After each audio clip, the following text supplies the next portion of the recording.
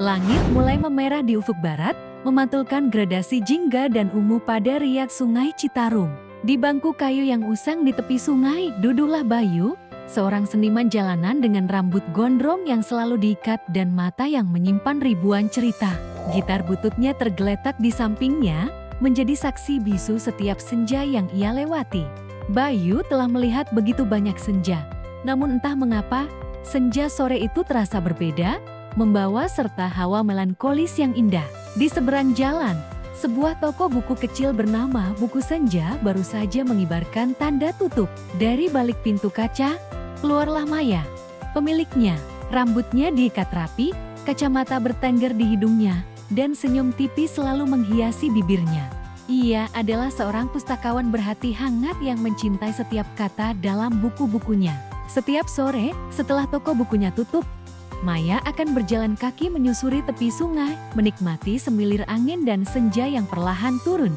Mereka berdua, Bayu dan Maya, adalah dua jiwa yang terbiasa menikmati senja sendirian. Bayu dengan musiknya yang seringkali tak terdengar, dan Maya dengan bisikan kata-kata dari buku yang baru ia baca.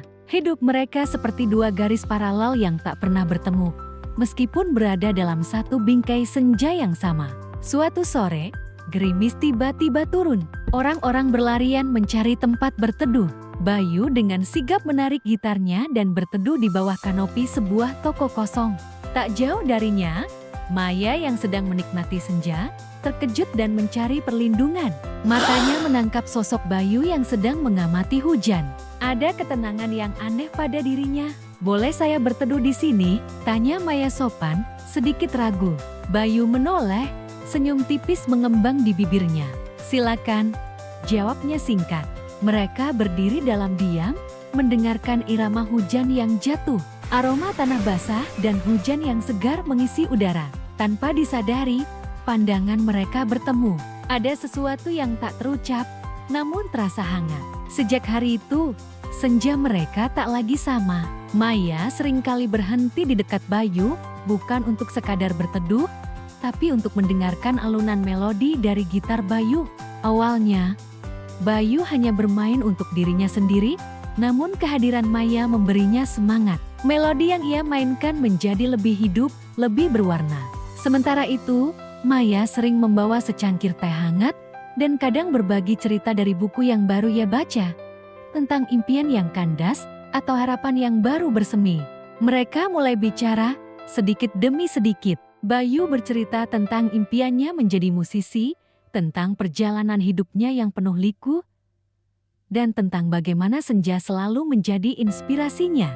Maya bercerita tentang kecintaannya pada buku, tentang bagaimana setiap halaman bisa membuka dunia baru, dan tentang mimpinya untuk terus menyebarkan cinta lewat kata-kata. Suatu hari, Bayu melihat keraguan di mata Maya. Toko buku-buku senja sedang menghadapi kesulitan finansial. Persaingan dengan toko buku dering dan minat baca yang menurun membuat Maya nyaris menyerah. Bayu, yang biasanya pendiam, mendekatinya. "Setiap senja selalu berakhir, Maya," kata Bayu lembut, "tapi fajar akan selalu datang. Jangan menyerah pada impianmu." Maya menatap Bayu, ada kekuatan dalam kata-katanya. "Tapi bagaimana, Bayu? Aku sudah mencoba segalanya." Bayu tersenyum. "Mungkin kita bisa berkolaborasi. Aku bisa bermain musik di toko bukumu saat akhir pekan. Mungkin itu bisa menarik lebih banyak orang." Maya terkejut. Ini adalah ide yang tak pernah terpikirkan olehnya. Kombinasi musik dan buku. Sebuah ide yang unik, yang bisa menghidupkan kembali buku senja.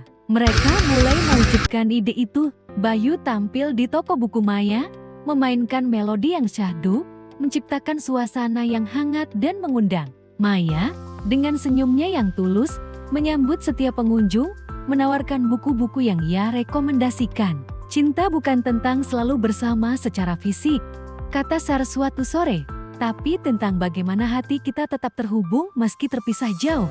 Rama mengangguk, menggenggam tangan Sere sambil tersenyum. "Dan kita akan selalu punya senja yang sama, dimanapun kita berada."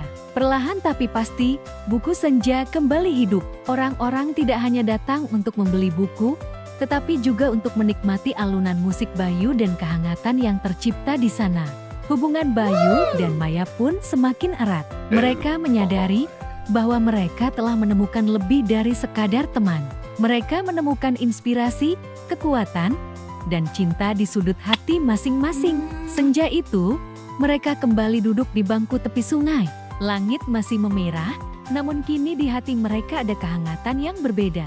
Bayu memetik gitarnya, memainkan melodi yang lembut. Maya menyandarkan kepalanya di bahu Bayu, tersenyum. "Terima kasih, Bayu," bisik Maya. "Kau memberiku kekuatan untuk melihat fajar lagi."